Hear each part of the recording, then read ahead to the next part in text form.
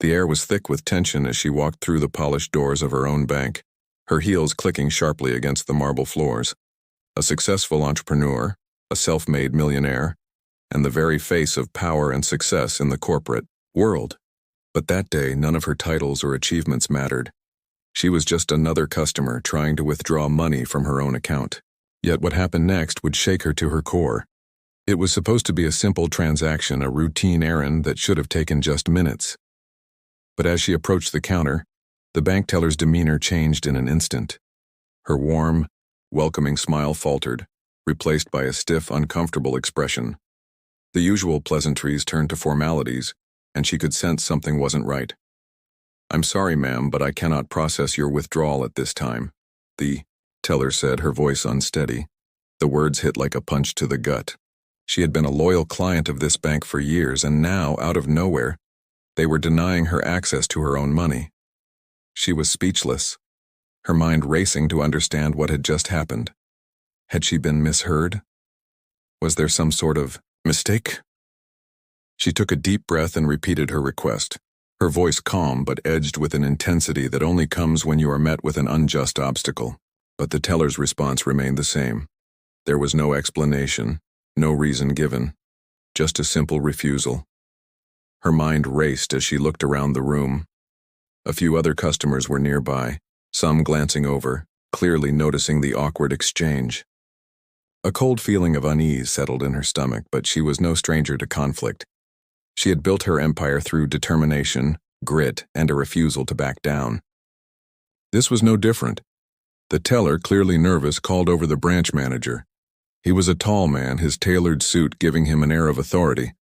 But when he walked up to the counter, his eyes flickered with something else, something she couldn't quite place. His professional mask slipped just enough for her to see the underlying discomfort in his posture.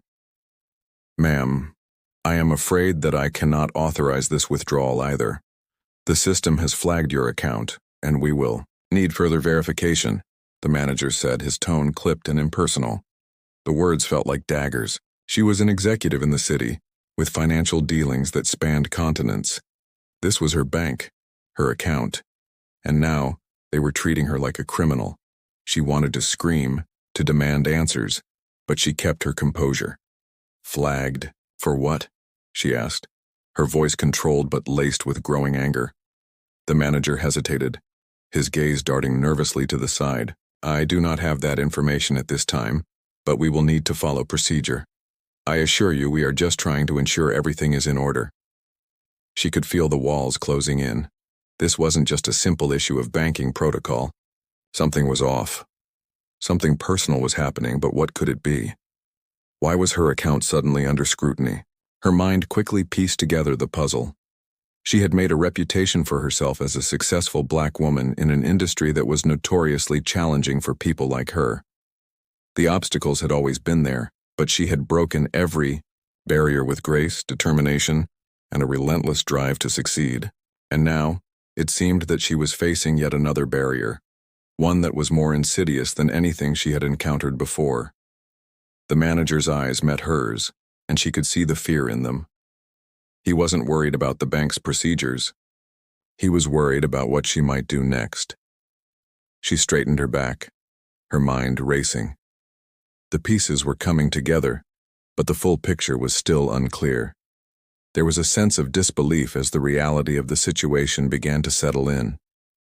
She had worked tirelessly for everything she had, and now this man was standing before her, denying her access to her own money. Without thinking, she reached into her purse and pulled out her phone. It wasn't just a tool for communication, it was a weapon, a means to expose the injustice that was unfolding before her. She dialed her lawyer, but as the phone rang, something in her clicked. No longer was she the passive participant in this situation. She was the one in control. "I do not need to wait for a phone call," she said, her voice steady and unwavering. "This situation ends now." With a swift motion, she turned to the manager, her eyes narrowing. "You are fired. Effective. Immediately." The manager froze. For a moment, time seemed to stand still. His mouth opened and closed, unable to form any coherent response. He had clearly underestimated her. perhaps assuming that her status as a black woman, a woman in general, would make her an easy target for dismissal. But he had gravely miscalculated. The entire room went silent, the tension palpable as she stood tall, her confidence radiating like an undeniable force. The manager's face went pale as the reality of the situation began to sink in. He had been caught off guard by a woman who had no tolerance for being disrespected or diminished. But this was just the beginning. The repercussions of her actions were far from over.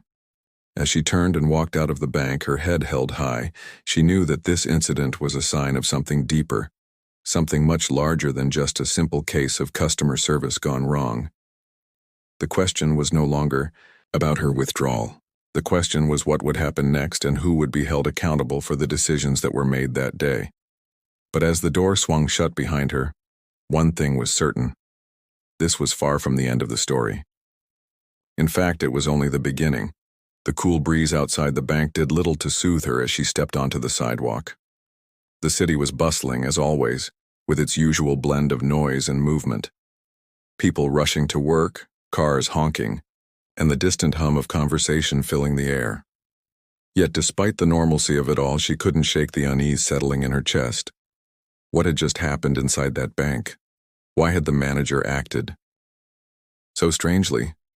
And more importantly, why had her account been flagged without any explanation? She had been a client of that bank for years. Her business had grown exponentially over time, and her assets had accumulated to a level that made her one of their top clients. She had always believed that her money was safe there, that the bank had her best interests at heart. But now, after everything that had just transpired, she was starting to question everything she thought she knew about the institution. As she made her way to her car, her thoughts began to race. Was this some kind of mistake? A glitch in the system? Or was there something more to it? Her experience told her that this was no simple error. This was personal. Someone had intentionally blocked her access to her funds, and she couldn't understand why. She reached her car and slid into the driver's seat, the leather interior cool beneath her fingers. For a moment, she sat there, staring at the steering wheel, taking slow, steady breaths. She needed to think, to make sense of the events that had unfolded. Her phone buzzed in her bag, snapping her out of her thoughts. It was her lawyer, the one she had dialed before leaving the bank.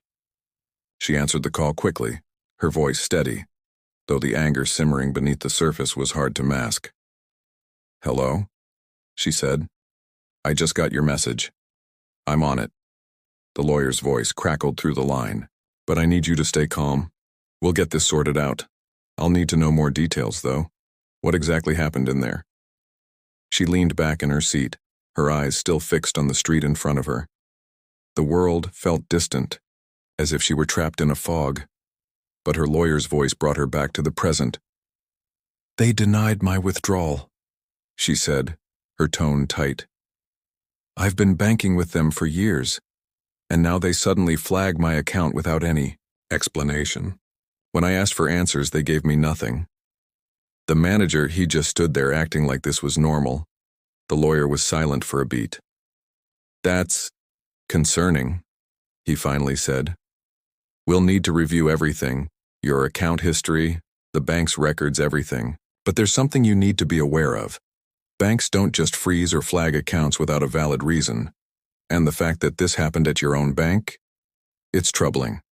This could be a case of discrimination, or it could be something worse." She nodded, her mind racing.